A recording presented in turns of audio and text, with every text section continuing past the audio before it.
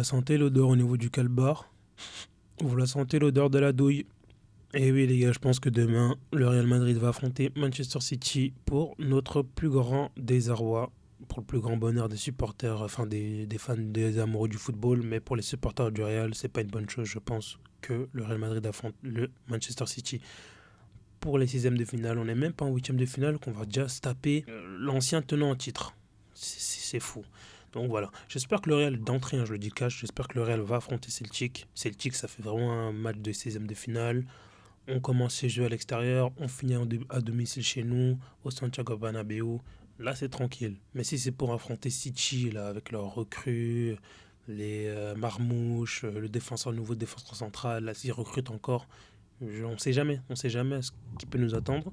Donc voilà. En ce qui concerne les autres matchs, on va potentiellement avoir un Paris Saint-Germain contre Brest ou Monaco.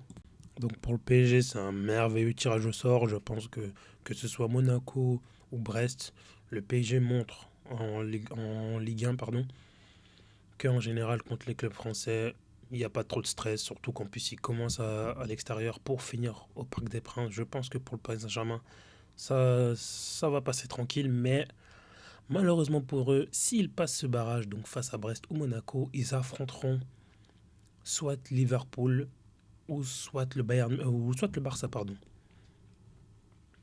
Et là, ça va être compliqué, hein. Je pense que pour le PSG, en regardant un petit peu les matchs du PSG, je pense que le PSG peut s'en sortir face au Barça. Voilà, je pense que c'est un 59-41 pour le Barça. Je pense que le Barça est favori, logiquement. Surtout que je crois que le Barça va recevoir au retour. Même si l'année passée, c'était la même chose et le PSG s'est qualifié. Mais je pense que le Barça est favori, mais le PSG a une chance. Le PSG montre qu'il joue bien. Le PSG doit surtout concrétiser ses occasions. Alors c'est sûr que face au Barça, c'est différent que face à City, qui est pas très ouf, ou soit à Stuttgart, parce qu'en face, t'as Rafinha, t'as Lamine Yamal, même s'il est moins ouf, t'as Lewandowski qui malgré tout marque quand même. T'as un milieu de terrain avec un Fermin Lopez capable de mettre des buts. T'as des joueurs qui sont en confiance, t'as un Jules Koundé qui est bon, qui est décisif, etc., etc. Donc ça va être très compliqué pour le PSG, mais pas infaisable. Le PSG a montré qu'il était capable de se procurer des occasions avec les XG, même si j'aime pas ces stats de con là. Mais ils ont montré que voilà, ils se créaient des occasions, qu'ils pouvaient marquer, mais qu'en face, il leur fallait voilà, ce mec capable de mettre des buts quand il le faut. Et en ce moment, Ousmane Dembélé le fait plutôt bien. Bradley Barcola l'a fait contre City. Donc voilà, ce sera un beau match en vrai. Mais malheureusement, s'ils affrontent Liverpool, je pense que c'est pipé. Je pense que les dés sont pipés. En ayant vu Liverpool un petit peu dans les gros matchs, je ne vais pas faire l'acteur, je ne regarde pas tous les matchs de Liverpool, je ne regarde pas tous les matchs de chaque club. Déjà, regarder celui du Real, c'est déjà beaucoup. Je regarde des matchs, par exemple, du PSG, du Barça, de City, Liverpool, et ça s'arrête là. Je ne vais pas faire l'acteur. Voilà. Mais voilà, je pense que Liverpool, ils ont montré contre le Real, ils ont montré contre City, ils ont montré dans plein de matchs que quand ils sont là, quand il n'y a pas de turnover, quand ils font entrer les joueurs, ils sont là pour découper, ils sont là pour abattre, ils sont là pour faire du sale, ils sont là pour se battre. Donc voilà, je pense qu'un PSG Liverpool dès les huitièmes de finale, avec tout le respect que j'ai pour le PSG, mais je pense que ça prend la porte tranquillement. Ensuite, pour parler des autres barrages, donc soit on aura le Real Madrid, comme je l'ai dit, on aura soit le Real Madrid contre le Celtic ou City, ou soit le Bayern Munich contre City ou Celtic. Donc moi j'espère que le Real affrontera le Celtic. Je pense que ça ne devrait pas faire trop de problèmes. Et le Bayern, j'espère qu'ils affronteront City, comme ça on aura un bon match.